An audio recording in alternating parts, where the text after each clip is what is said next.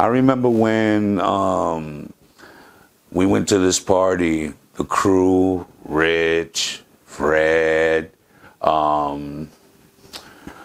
Maury, Chinese, and Maury, Asian Maury, which is Peace's friend, who invited us to his college campus for a college party. And we were going up there to spend the weekend. And it was like we took the Metro North. We were drinking bottles of Absolute Quran. Each of us had a bottle of Absolute Quran, and we were drinking it straight to the head, like it was water. And we was just having a great time on the Metro. We was rapping, we was singing, we were dancing. We had everybody on the Metro North line shook of us. They were scared. Like these white people, like, oh, what's going on here? Nothing. But we get up to campus. Maury and his so-called homegirl picked us up in these two hoopties, try to fit 20 dudes in two hoopties, look like Mexicans coming out of the car. And we get to the campus, we go to the dorm, everybody's drinking, we start rolling up, we start having a good time. Maury's introducing us to these girls. You know, these girls are, you know, interested. They're like, yo, you guys from here, from Harlem? We felt like rap stars when we were up there.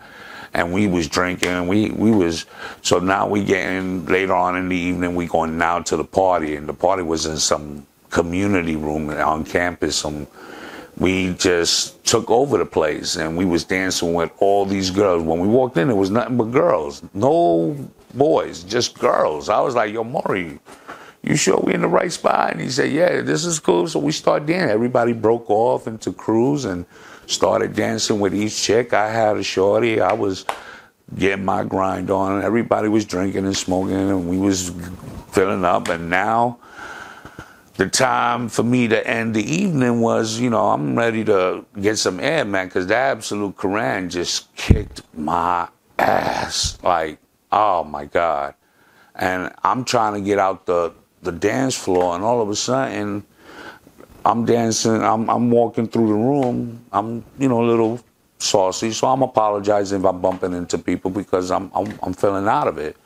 So all of a sudden, this girl that I was dancing with before, she was dancing with some dude, and she said hi to me, and I'm like, I said hi to her, and homeboy got mad, like he was pissed, and he came up to me and shoved me, and then all of a sudden, that started a fucking fight of the year. Next thing you know, I shoved him back, and I see Maury coming and like, no,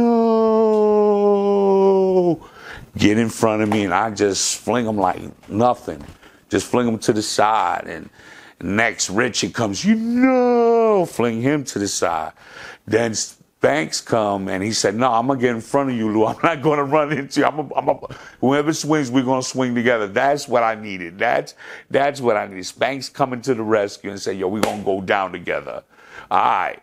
So we ready. So all of a sudden, some bald-headed dudes come, and it was like 20 of them. They go outside, and they're waiting for us. I'm like, yo, fuck it. I'm ready to roll. I take off my shirt feeling very super duper and ready to knock some heads. And next thing you know, we get there, we ready to buckle up and deal with these dudes, and campus police shows up and kills the whole shit. But unfortunately, we had to leave because we weren't students, and these campus cops were ready to arrest us because we were trespassing on private property. So everybody was pissed at me because I ended the night in a fight. It wasn't my fault, but they say otherwise. I went and we took a cab because the Metro North wasn't even running that time at night. It was like 2 a.m. And I remember Fred was in the cab, and it was like $80. And it was like $80. Nigga said, yo, I only got $30. Everybody's saying, yo, Lou, you paid the $50. I'm not paying for it. Yo, Lou paid the $50. So I had to pay $50 for an $80 cab from SUNY Purchase down to the Bronx. And then from there, we didn't even it cost us $80 just to get to the Bronx. From there, we had to jump on the train. So I was pissed because I spent $50 on a cab that I felt that I didn't need to pay $50. This nigga was jerking us, charging us $80. But I know we had a good time.